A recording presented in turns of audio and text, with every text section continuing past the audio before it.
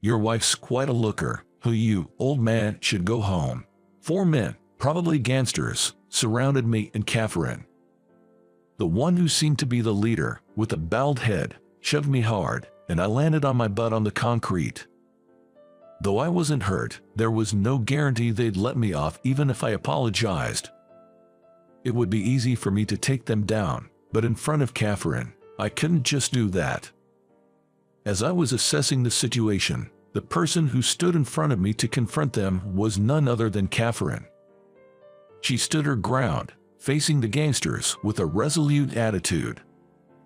This event marked a significant turning point in my life. Soon, I would come to know a shocking truth. My name is Steve. At 42, I work at a cafe. I've been working full-time for about 5 years now. Thanks to a strong recommendation from my previous manager who retired recently, I've been the manager since last month. I met my wife, Catherine, at this job. She's quite a bit younger than me. I never imagined she'd see an old guy like me as a romantic interest, but to my surprise, she made the first move and we started dating. After dating for 3 years, we tied the knot about 6 months ago. She's laid back and always laughing. She's friendly and being with her is comforting. I genuinely feel the need to protect her. However, there's one secret I've been keeping from Catherine. Before we met, I was part of a Special Forces unit. When you hear Special Forces, you might think of well-known ones like Navy SEALs or SAS, but there are also units so top secret that even the government knows little about them.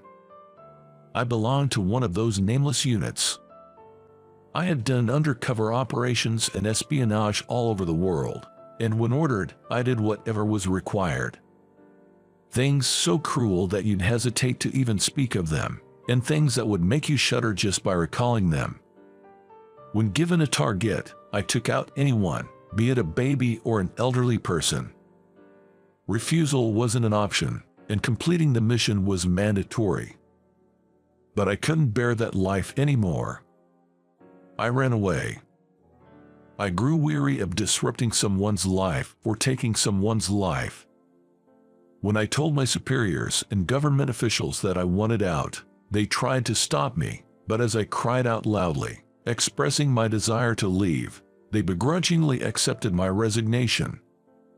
Although I had doubts about being able to live a civilian life after only knowing combat and deceit, I managed to start a pretty smooth life in the society.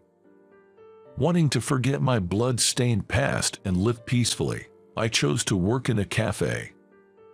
I only had a vague idea about it, but the relaxed atmosphere felt like a relief from the constant tension I had known. And as I started getting used to the job, I began dating Catherine, a part-timer who had joined us. The peace and tranquility I feel in my daily life now, I honestly owe a lot of it to her. Catherine is always there to support me. Her subtle gestures of care, her knack for covering for me when I falter, she does it so naturally without making me feel obligated. Sometimes, she's so mature that it's hard to tell who's older between us, and her sociable nature often helps bridge the gap between others and me. At times, I feel guilty for keeping secrets from someone like Catherine. But I can't tell her. She must never know. I just don't want her to be disappointed in me.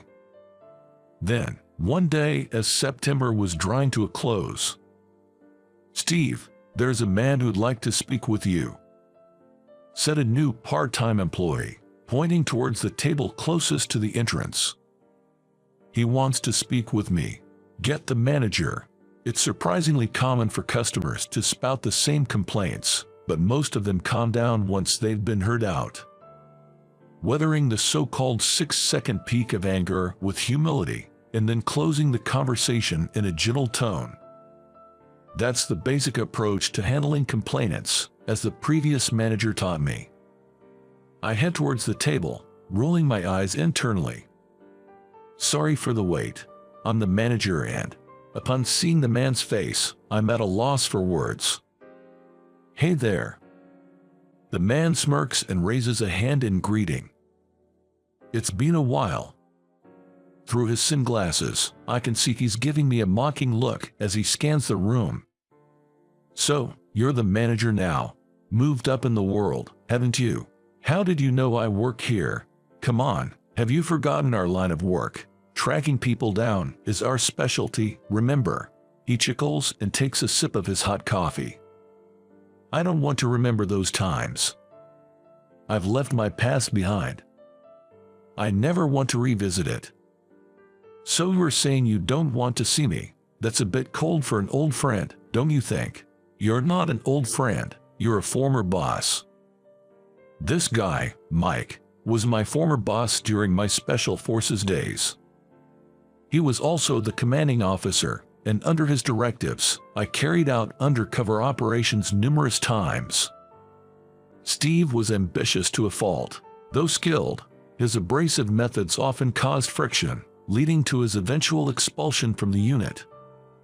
I don't like beating around the bush. I'll get straight to the point. Will you help me? I decline. Haha, you answered right away. Mike, showing no signs of discomfort, laughs heartily. Come on, don't rush to conclusions. It's a lucrative offer. Your cut would be $1 billion. Even if it was $1 billion or $10 billion, I'd still decline. Listen to me until the end. You know as well as I do that we've been involved in some pretty sketchy jobs. We had numerous assignments related to the core of the government. Naturally, we came across national secrets more than once or twice. You can probably guess where I'm going with this, can't you? So, you plan to blackmail the government using those secrets? Exactly. I'm gonna get a cool $500 million. For the government, it's just chump change. I figured as much.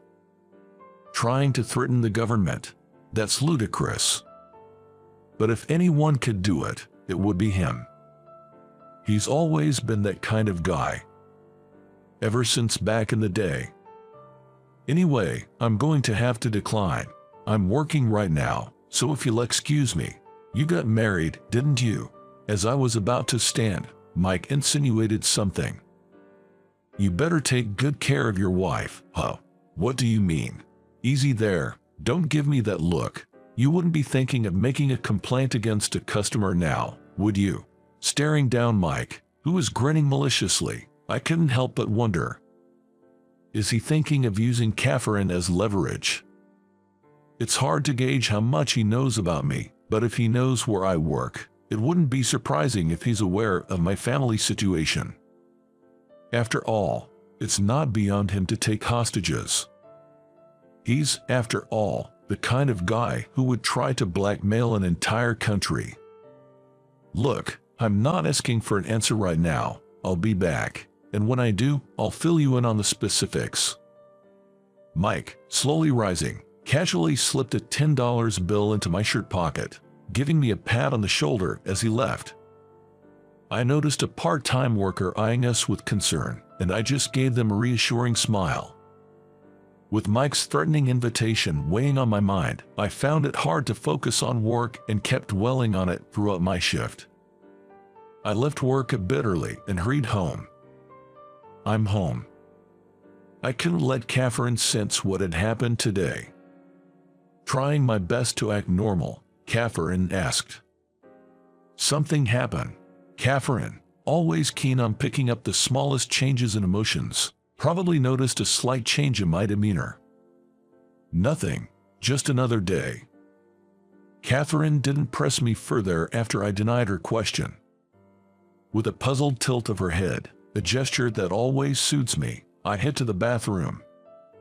Submerging myself in the bathtub, I ponder over Mike's personality. That guy's dead serious. Whether he's dealing with a whole country or dragging me into the underworld. He's the kind who goes all out, takes pleasure in pushing people to the brink. That being said, I've already refused him. Even if he asks again, my answer won't change. I reckon he knows me well enough to know that, so he won't keep pestering me for a response. And while I'm eager to ensure Catherine's safety, I doubt the police will provide protection at this point. If I can't find an answer, it's pointless to dwell on it. Right now, I should focus on my work and protecting my life with Catherine. But just when I thought everything was fine, my hopes are soon dashed. The next day, as I clocked in like usual, one of the staff rushes over, flustered. Steve, there's a complaint that's a bit out of hand." From her disjointed explanation, due to her panic, I couldn't grasp the full situation. "All right, tell them the manager will be right there. Have them wait for a bit." Leaving her with that, I head to the locker room to change into my uniform. After about 2 minutes, I approach the table where the complaining customers sit and find 2 men who look like typical gangsters. "You took forever. How long were you gonna make us wait?"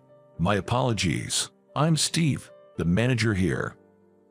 From what the staff told me, the complaint seems to be about a delay in serving their order. The kitchen staff mentioned it's only been about 5 minutes, so it seems like the customers just want to pick a fight. "I was informed by the staff that there was a delay in serving your meal." "Yeah, we've been waiting for hours. What kind of training do you give your staffs in this place?" According to the staff, they said they only kept you waiting for about 5 minutes. But if I felt I waited, that's too damn long. What's with that attitude towards a customer, huh? The bald man slowly stood up and roughly grabbed my tie. "You realize we're made men, right? You get that, don't ya?" The man menacingly leaned in close. What a hassle.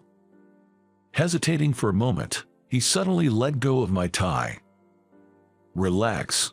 We don't mess with ordinary folks like you." He patted my shoulder twice and began walking towards the entrance. Another guy followed the bald man, and as I sighed in relief, they kicked over another customer's table. "This is our regular joint, you know. If we see you again, take it as a sign you want to be buddies with us, all right?" I was speechless at their audacity. But I can't just stand here and do nothing. I told the other staff to call the police and approached the men. "Gentlemen, the police will be here soon. Could you please wait inside until they arrive?" But they weren't fazed. "We're from the outlaw crew. We'll let it slide today, but if you involve the police, things won't end so easily for you. Got it?" A gangster with a deep, menacing voice making threats. Indeed, I should minimize the damage. These guys aren't reasonable, and there's a real chance they won't stop at just public harassment. I stood silently. The bald man smirked, "We'll be back," and left the restaurant. I already had a headache dealing with Mike, and now the local gangsters has set their sights on me. Just as I become the manager, all these problems keep popping up. Talk about bad luck. Isn't this just a result of my own doing?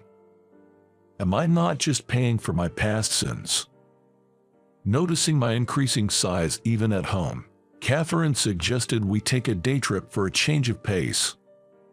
Lately, we hadn't even been going out together much, so I quickly agreed and we headed to a hot spring in the neighboring state of Nevada. On the way, Catherine was giddy like a child, seemingly trying to cheer me up. I tried to act strong so she wouldn't worry about me. She probably noticed I was forcing it, sometimes showing a sad expression. But there was nothing I could do about it. Neither about Mike's issue or the gangsters. I felt overwhelmed by my own powerlessness. Maybe deep down, I believed I could handle anything. Was I secretly proud of my past in the special forces? Lost in these thoughts, before I realized it, it was evening. Our attempt at relaxation was a bust, and we started heading back home. And then, as if to add insult to injury, another disaster struck us, the couple. When we returned from our day trip, there were 4 suspicious-looking gangsters standing in the parking lot in front of our apartment building. I recognized 2 of them. They were the same guys who caused a ruckus at our cafe the other day. When they noticed us, they approached with smirks on their faces. "Your wife's pretty, huh? Why don't you get lost, old man?" the bald man said, leering at Catherine. I closed my eyes and sighed heavily. Just when I thought our bad luck was over, we were confronted by 4 gangsters right in front of our house. Annoyed by my reaction, a tattooed gangster shoved me hard on the shoulder. I lost my balance and fell, landing on my butt on the concrete. It didn't hurt. More than anything, the real pain was the embarrassment of showing such a pathetic display in front of my wife, Catherine. The realization sent shivers down my spine. The moment I was pushed, my usually mild-mannered wife seemed to undergo a dramatic change. Now, when I say she changed dramatically, I don't mean she started shouting or screaming. Even from behind, her expression was hidden, but it was obvious she was angry. Catherine stood face to face with a bald man who was over a foot taller than her. Something from the gangster. Without changing her tone, Catherine muttered. As the man tried to grab her, he suddenly found himself in midair. He probably didn't even know what hit him. The gangsters watching nearby probably couldn't comprehend what had just happened. As the man reached out, Catherine seized his wrist and with a swift move, using her petite frame, she threw him to the ground.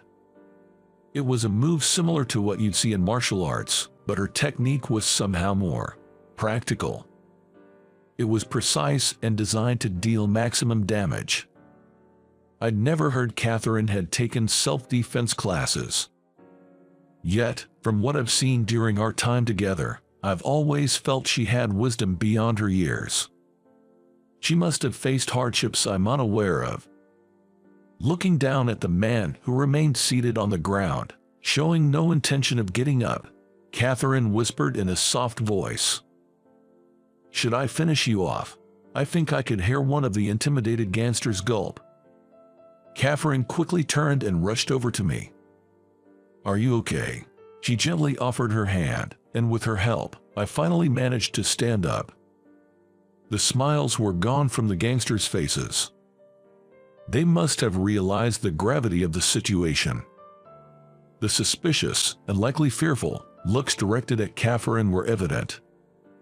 Frozen in shock, the gangsters forcefully made the bald man stand and quickly fled the scene. They retreated without uttering a final taunt.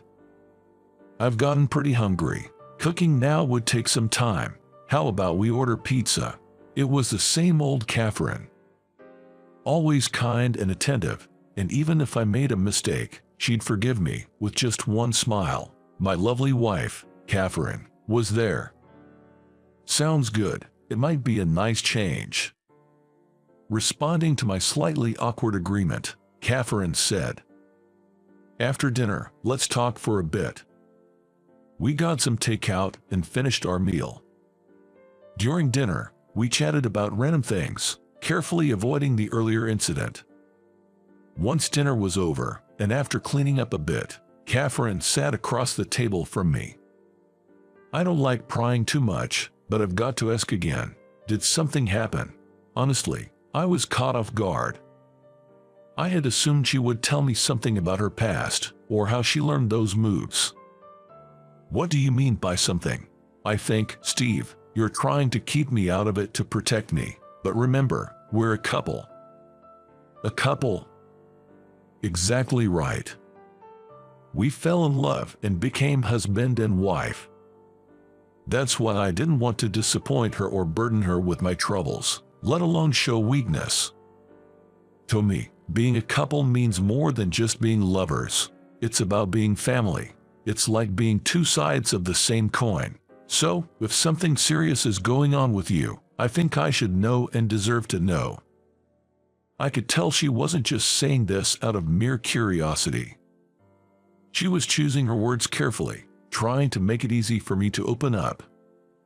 "The gangsters from earlier, do they have something to do with the way you've been acting off lately?" She was always so sharp. It felt silly trying to hide anything from her, as if she could see right through me. Indeed, hiding any longer wouldn't change the situation. More importantly, since they know where we live, Catherine might be in danger, and there's a chance they might take her hostage.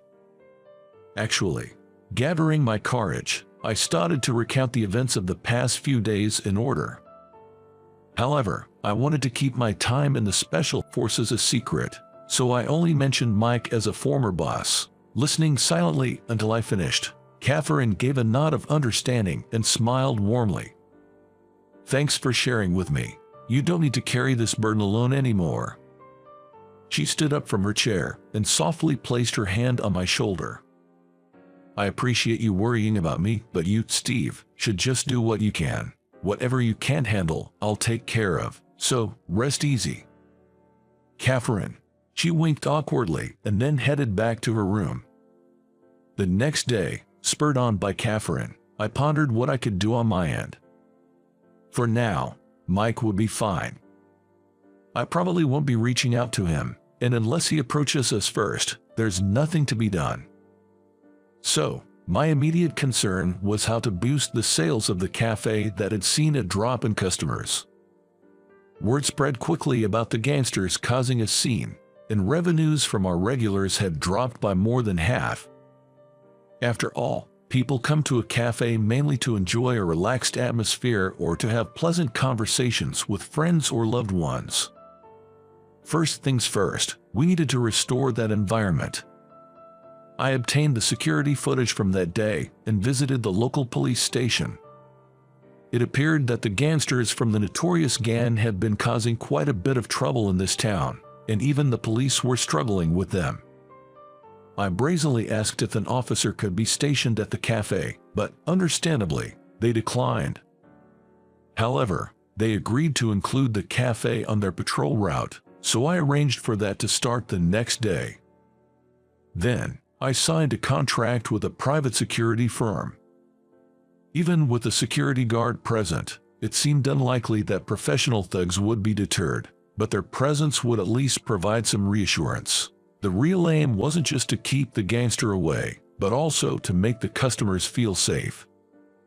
While the response of a security guard in an emergency might be limited, their mere presence would not only reassure the customers, but also our staff. The owner was initially hesitant, but after seeing the evidence, he reluctantly agreed. With that, I'd managed to create a safe environment for the cafe. Given that our place was originally popular as a calm and relaxing cafe, as long as incidents like the recent one didn't occur again, the foot traffic would surely return. That being said, merely waiting around won't bring customers in. I decided to tap into social media. However, I'm pretty clueless when it comes to online stuff, so I asked Catherine for her help. She has a wide network. I've personally met over 30 of her friends, and she apparently has over 100,000 followers on social media. Immediately, we created an account for the shop and began posting. With Catherine's help, we spread the word, and it went viral. The power of social media was incredible, and in less than a week, sales were back to what they were before. The shop is quiet but lively again, and those gangsters haven't shown up since. I stood up to their aggressive tactics and countered their harassment head-on. It's all thanks to Catherine. Her support allowed me to foil their plans. Then, a thought crossed my mind. Why did the gang target my cafe in the first place? Was it just random? Or was it someone's command? Then, one day when everything was going smoothly, he showed up. Hey! It was an unexpected visit. It was just past 2 in the afternoon, after lunchtime, and there were hardly any customers in the shop. I came to hear your answer. Without waiting to be seated, Mike took a seat at a nearby table. He gestured with his chin for me to sit across from him, and I complied. You know the answer, but I'll ask anyway. Have you decided to cooperate? Mike leaned forward slightly, looking smugly up at me. If I refuse, what are you planning to do to my wife? Do you really need to hear it from me? You know what I'm capable of from our time in the unit. Mike looked exasperated. It was clear he still felt confident. He probably believed that no matter what was said, I'd ultimately submit to him. I'm not a fan of beating around the bush. Just give me a straight answer, yes or no. Of course, the answer is no. Mike paused with his mouth slightly open for a few seconds. It seemed my reply took him off guard. I see. Come to think of it, you might have been a cold-hearted guy back in the squad. I'm not sure who you're confusing me with, but it's not that I don't care about Catherine's well-being or that I won't follow you. It's quite the opposite. Opposite? How do you expect to protect your wife by turning me into an enemy by refusing my help? I'm not interested in what you're planning. Whether you swindle money from the government or whatever you decide, whether you fail or succeed, that's your business. But if you plan to harm me or Catherine, well, I have plans too. Mike's brow furrows. It's his tell when he's gearing up for a fight. I don't mind if you target me, but targeting Catherine is something I'll never forgive. She's saved me countless times before, yet I've done nothing for her. So, I don't just want to be given things, or just be protected. This time, I want to protect her. No, I will protect her. Absolutely. All right, let's save the lovey-dovey couple talk for another time. Look, in a way, we used to be boss and subordinate, right? I came here out of respect, as much as I can muster. I offered you a pretty good deal, and there's no downside to working under me again, just like the old days. You really never change, do you? Mike forces a smile, keeping his face neutral, but I can tell he's a bit on edge from my remark. What do you mean? Your emotions, they always show in your gestures and facial expressions, just like before. What's your point? No matter how self-aware someone is, they can't always control their unconscious movements. In this man, he can't take criticism or advice from others. Even if you point something out to him, there's no way he'd change. You're planning to make me the scapegoat. The information you're using to blackmail the country is probably something only ex-Special Forces personnel would know. That's why, after achieving your goal and getting the money, you'll probably pin everything on me and vanish, maybe go overseas. If they trace it back, you're worried you might get caught. That's why you chose me as your accomplice. That's just your speculation. I would never. On what basis do you say you would never? I've known since the beginning. You've always been the type to throw your subordinates under the bus. Mike just silently stares at the diner's clock. This silence is probably the best confirmation that my guess was right. I get how you feel, so you're not gonna help me, huh? I've been saying that from the beginning. With a look of annoyance, Mike let out a sigh, pulling out his cell phone from his pocket and dialing a number. The ringtone can be heard. While waiting for the other end to answer, Mike says to me, "It's a real shame. Who would have thought you were this dim-witted? I feel bad for your wife. She must deeply regret marrying a guy like you." The ringtone continues to play. Seems like the person on the other end isn't picking up. I bet you are trying to contact your current gangster's underlings, aren't you, Mike? I'm ready for whatever comes. Like I said before, if you try to harm me and my wife, I've got plans of my own. What sort of plans? Mike shickles mockingly, but after hearing my next words, his smile fades. I'll take you down. Try me. I've got no clue what you're planning, but bring it on. Even though I've retired, I was a member of an elite squad. I have ways to end someone's life ingrained in me. I swore never to hurt anyone again. No matter what, I vowed not to go back to those days. But if it's to protect Catherine, that's a different story. I'll show that I can protect her. No matter what it takes. Even if, in the end, she comes to despise me. Then, it seems the person he called finally picked up. Hey, took you long enough. Get moving, it's go time. Target the wife. Slowly, I rise from my seat. It's been a long while, so I might not know how to hold back. Well, with this guy, there's no need to go easy. I need to wrap things up here quickly and go help Catherine. I told her to take refuge at her parents' place just in case, but there's a chance they might head there too. Hey, respond. I can't right now. We're in deep trouble here. What are you talking about? We've been taken out. Our crew has. What do you mean? Explain yourself. It was that woman from before. Our crew was taken out by Steve's wife. Pathetic. And you call yourself a gangster. Did she bring some rival gang with her? It was just her. Just her alone. Help. Then the call-ins. Mike seemed to be in a state of panic, but honestly, I was even more flustered. Catherine took out the gangsters. That Catherine.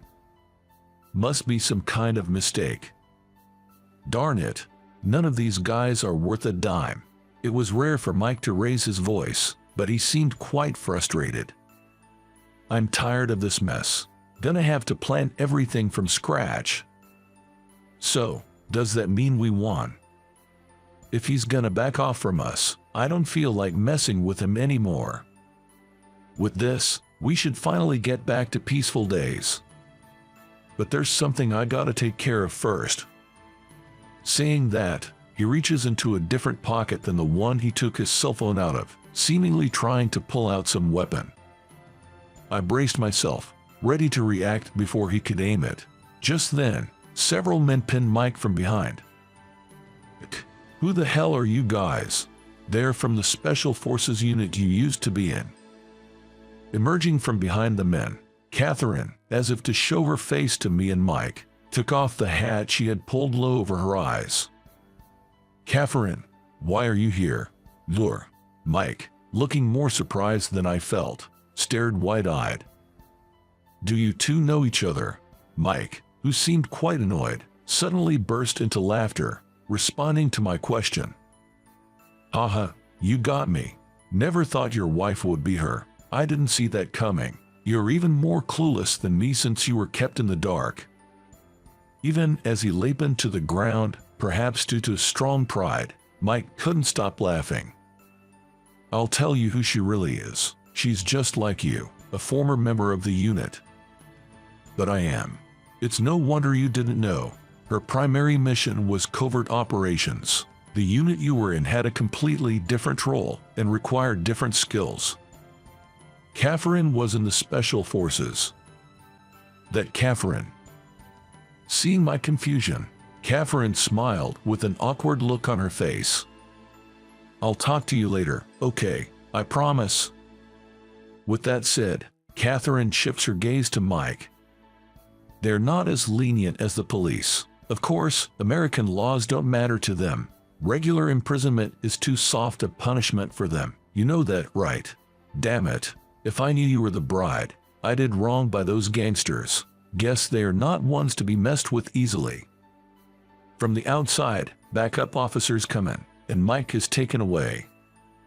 He seemed to want to say something, glaring at me with resentment, but in the end, he leaves the cafe without uttering a word. Catherine, I'm sorry for everything. I must have worried you. Like I said, I'll explain everything when we get home. Yeah, I'll tell you everything too.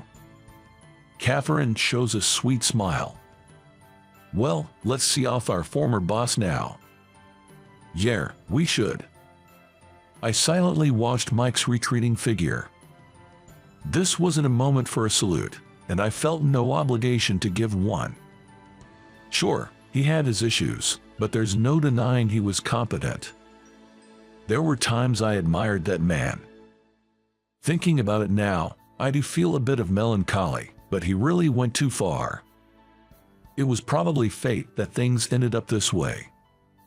As memories of our time in the unit flashed through my mind, Catherine delicately gripped the hem of her skirt and gave a gentle bow.